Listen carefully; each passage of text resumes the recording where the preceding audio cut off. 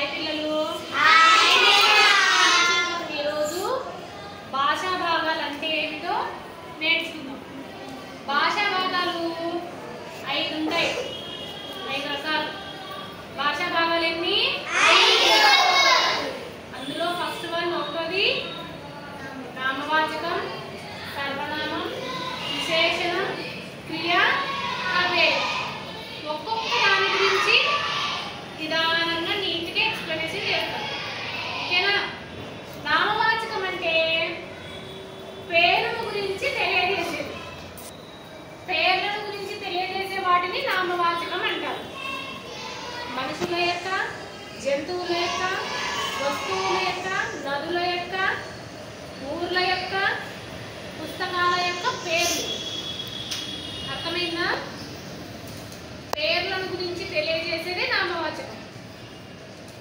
సర్వనామం అంటే పేరుకు బదులుగా వాడబడేది. పేరుకు బదులుగా పిలువబడేదాన్ని సర్వనామం అంటారు. అది, ఇది, ఆమె, ఈమె, వారు, వీరు, అక్కడ, ఇక్కడ, అతను, ఇతను అని పిలుచుకుంటాం అన్నమాట. నెక్స్ట్ విశేషణం. విశేషణం అంటే నామవాచకం యొక్క, సర్వనామం యొక్క గుణాన్ని గురించి కానీ స్వభావాన్ని గురించి కానీ తెలియజేసేది.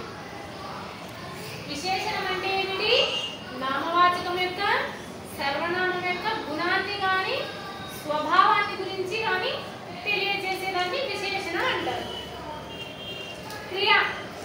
క్రియ అంటే పని.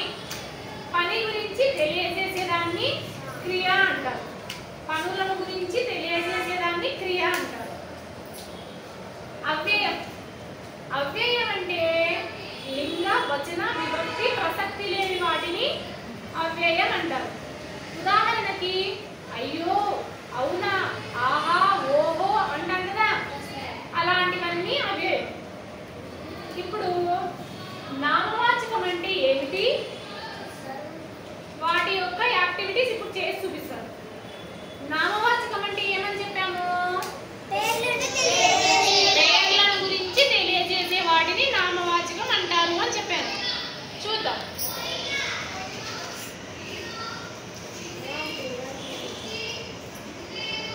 నెమలి. ఏముంది ఇక్కడ? నెమలి అనేది ఏమి? ఒక పక్షి యొక్క పేరు కదా. నెమలి అనేది ఒక పక్షి యొక్క పేరు కాబట్టి నామవాచకం అవుతుంది. ఏమవుతుంది? నామవాచకం. నెమలి అనేది ఒక పక్షి యొక్క పేరు కదా. రామాయణం. రామాయణం అనేది ఒక గ్రంథం యొక్క పేరు. రామాయణం అనేది గ్రంథం యొక్క పేరు. ఒక గ్రంథం యొక్క పేరు కాబట్టి ఇది నామవాచకం.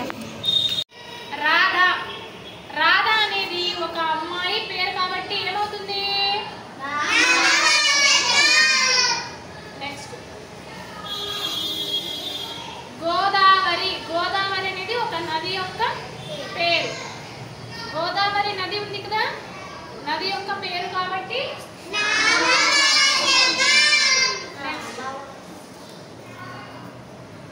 ఏడ్చింది.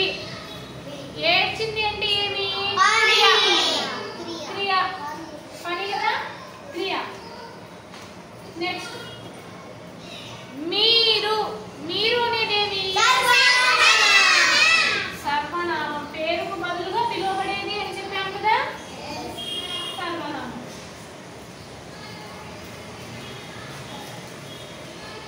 ఈమె. ఈమె అనేది కూడా పేరుకు బదులుగా పిలువబడేది కాబట్టి సర్వనామం.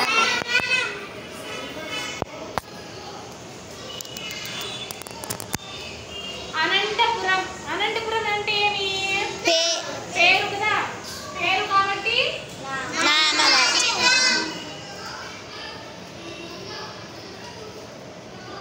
పొడవు. పొడవు అంటే ఏమి? విశేషణం కదా. నామవాచకం యొక్క, సర్వనామం యొక్క గుణాన్ని కానీ స్వభావాన్ని కానీ గురించి తెలియజేస్తుంది అని చెప్పాము. పొడవు అంటే విశేషణం. తిన్నాడు.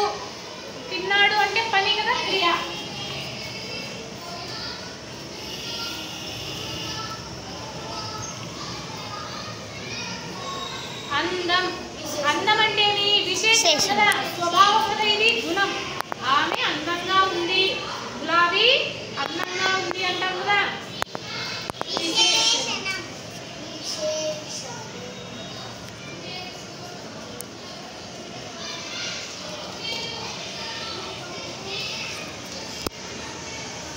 ఔరా, ఔరా అనేదేమి?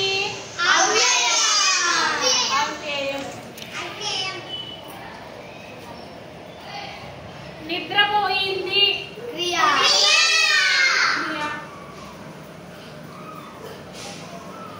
వీరు, వీరు అనేది చిన్న, చిన్న అనేది సారీ, చిన్న అనేది విశేషణం కదా.